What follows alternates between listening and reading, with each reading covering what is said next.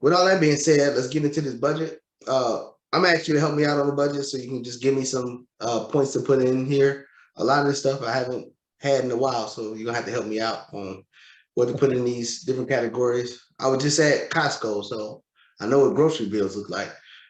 But yeah, we're just gonna go through it, show them how to find it, how they can easily do it.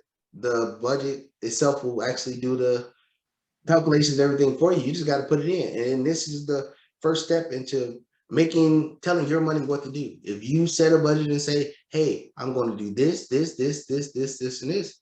If you tell your money that's what you're going to do before you get it and do exactly what you say on the budget, then you will know the outcome. If you just wing it and say, oh, well, I got the money now. I'm just going to put a little here. I'm going to put a little here. Then next thing you know, you're going to look up and you have zero. So with that being said, let me go to the screen share here. All right, so this is just a budget I picked up off of Excel. And for people that don't know how to get to it, you just go to open up Excel on your computer, go to the new button, or when it opens up, you can put in personal budget here. We have it here, but you can type it in down here also, or just type in the word budget. All right, now look at it. Now it's saying they can't find it, but budget. But anyway, you're gonna put in budget. One of these will show up. This one or this one. This one is more detailed, but we're gonna go over the easier one to give a quick illustration. Probably gonna show up because I already got one open. But this is the one you can pull up and then you can figure it out from there. Once you open it up, it's gonna actually input information and then it'll do the calculations for you. But let me go back out here. So, all right, so first one we're gonna start off is monthly income. So for this exercise, Alex, what we're gonna do is we're gonna just base this off of somebody making $55,000 a year. Now I know some people make more than $55,000 a year. I know people make less than $50,000 a year, but we're just using a median income for a household, and we'll just shoot it from there. All right, with that, and we're basing $55,000 a year, then we're basing that they pay 20% tax throughout the year. So their income, and then we divide it by 12. So their income on a month is about $3,666. We can go 3,700 just to make it easier math for here. And then we can start there. We're going to just no extra source of income, no dividends, no rental properties, no nothing, just $3,700 a month. And that's a $55,000 a year income. That's cool with you? Yep. Sounds good. All right. So here we go. All right. So first up, for mortgage and rent. So what that look like? And we're gonna base this off of, a household. I'm not gonna say married or unmarried, just a household with is a parent and two kids. We're just gonna base it off of two kids. So we're looking at a 2-bedroom or 3-bedroom property. We're not gonna use, Florida or California or New York or something like that. Let's just pick a median number to go at with that. So about 1,500. About what's that? 1,500. I'm thinking. 1,500. Where you living at? California, Hawaii? Hell no. Oh, Let's man. go. I don't know. No. 2-bedroom. And I know you've been in Florida for a while, so yeah. Well, all your life. But no, let's go rent. I talked to some people in Michigan earlier. They say it's about $1,000 there. It's about 15. So let's go $1,100. $1,100 a month in rent. Cool. All right. Don't want to bust a bank account right now. Electricity. What you got? I pay about 80. I don't know. So let's go. All right. So you pay about 80. I pay about 120. So let's go 110. Let's split the difference. Okay. All right. Gas, like a gas bill. Some people have gas, some people don't. But if you don't, that's fine. But let's just put $35 a month there. All right. Cell phone. So what's the usual cell phone bill these days? I'm hearing people paying 120 to like 200 a month. Is that for a family plan, or is that for just one? For the family, yeah. Yeah. So for one, so about six. I pay about 140 for 3 phones. So that's about 140. So about, let's go $50 a month for one person. Okay, yeah. Yeah. Is this household? It's a family. Say that again. This is a family budget, though, isn't it? Right, but yeah, we just gonna say a single parent with 2 kids. So the parent got the cell phone. We ain't gonna even put the say family. $60. So $60, $60 a month. People Yeah. probably gonna be like, where the hell y'all go? But grocery bill. Now grocery bills can be a little tricky. You got So kids. I don't know how all right, much. so groceries, I mean, because the price of inflation that went up, let's go groceries 350 a month. Let's just go with 350. All right, car payment, average car payment is about what? 450. All right, let's go 450 there. Usually people don't budget for auto expenses, but we'll just put auto expenses, we'll just change that to like gas for the car. And let's just say somebody that's just driving a normal, we use your Honda Civic. We use your Civic. You filled it up about once a week, twice a week. Yeah. Yeah, about Uh, twice a week. for Yeah. So, gas, so how much did it cost when you filled it up back then? man, back then it was when gas was less than $2, so it was like $20 a week. So But now, $40 a week, 40. So 40 times four. So we just double it. So 40 times four. Let's get that education. 40 one times four is 160. there we go. 160. We use 160 on gas. Student loans, since we in forbearance right now with student loans and people not paying student loans, we're gonna leave that at zero. All right. Average credit card payment in the US is about $250 a month. So we'll keep that. Auto insurance. What is auto insurance running? Um, I pay 150.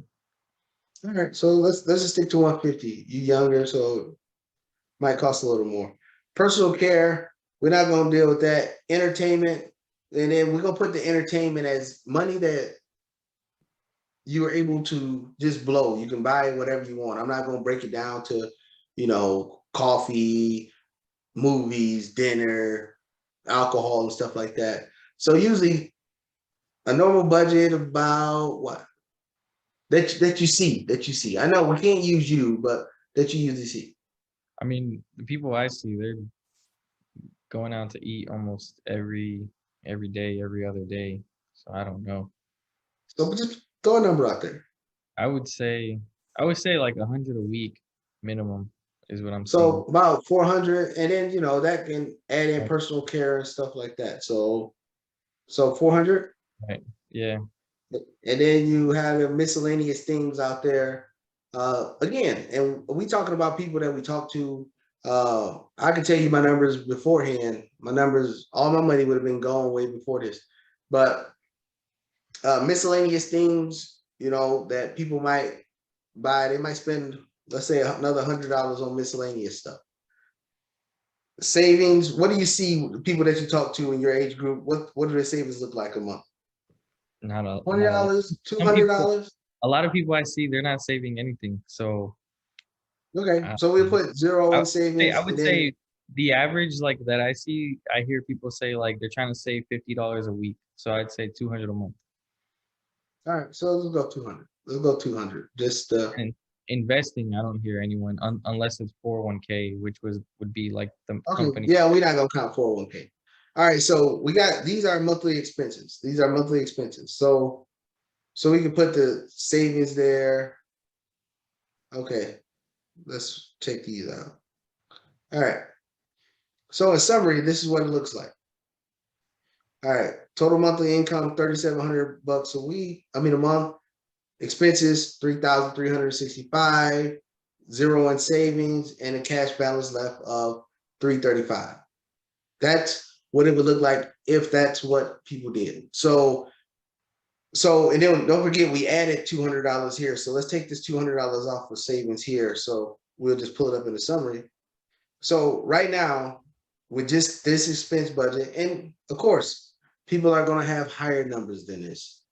Right. People want to have numbers that exceed this, and then they wonder why their credit card bill is going higher every month when they're paying the minimum on credit card expenses and things like that. And this person right here is paying $250 a month, but it's because and of course, like I said, if you adjusting these numbers up, then because you're spending more on your credit card bill, and that's how it turns out. But if all in all, if if a person, a family, a single parent with 2 kids, and this was their budget, and they brought in $5,500 a month, and these were their expenses, they would have $535 left over.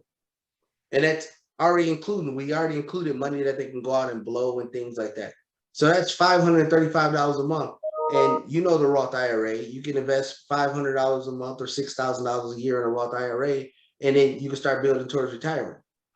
You can take that $500 a month for 2 months and have $1,000 emergency fund to start weaning yourself off of the credit cards. Or you can take that after you have that $1,000 a month for your emergency fund, you can start taking that 535 and start putting it to pay off the credit cards to stop using the credit cards at all.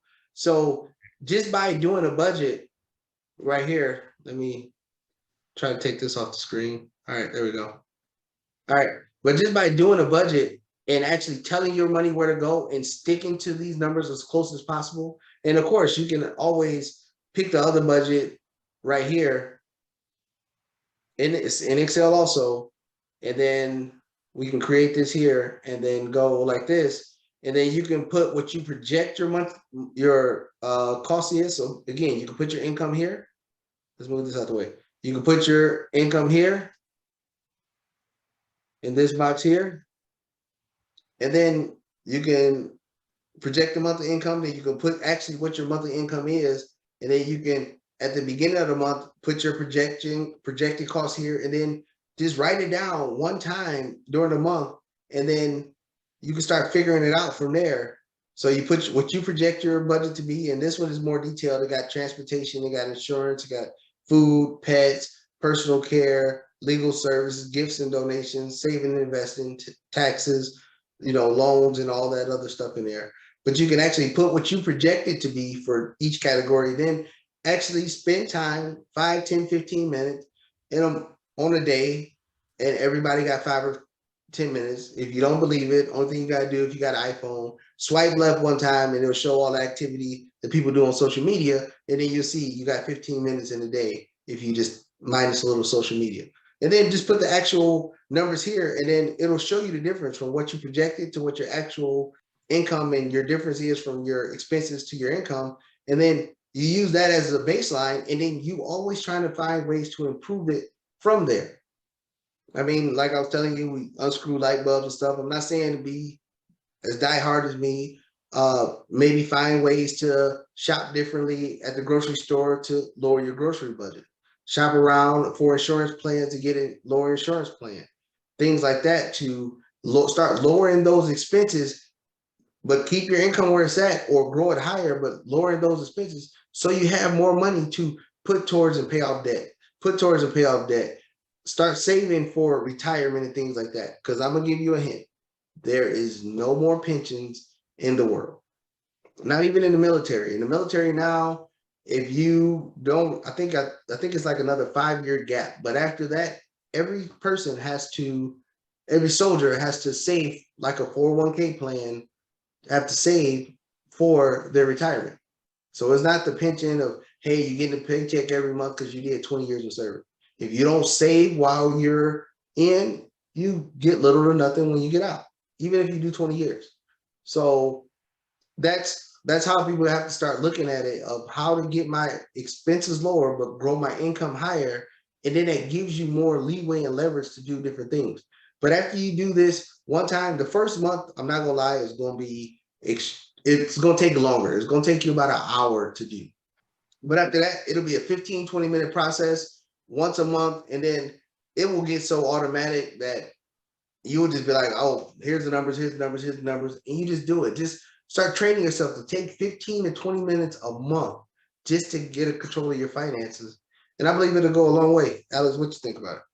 So there, along with what Kirby said, there's also things that you can cut back on with your monthly budget. As far as when he was stating, if you go ahead and take that extra 535 a month, yeah, right there.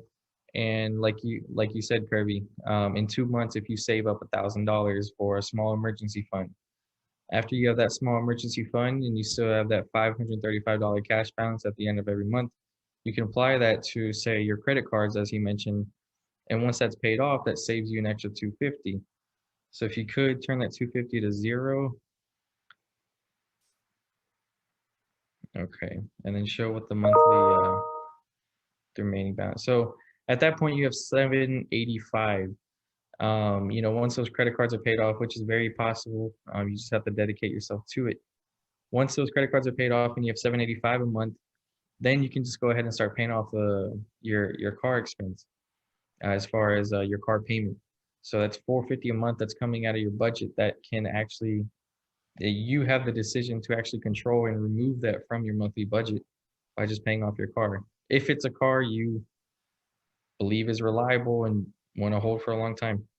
So once that 450 is removed, then it's going to put you at, should be, yeah, $1,235. So at that point, once your debt's starting to get paid off is when you can really start to apply that balance. I mean, as Kirby mentioned, you could put 500 a month to the Roth IRA, which would be 6,000 a year, which is the limit that the IRS allows you to put annually.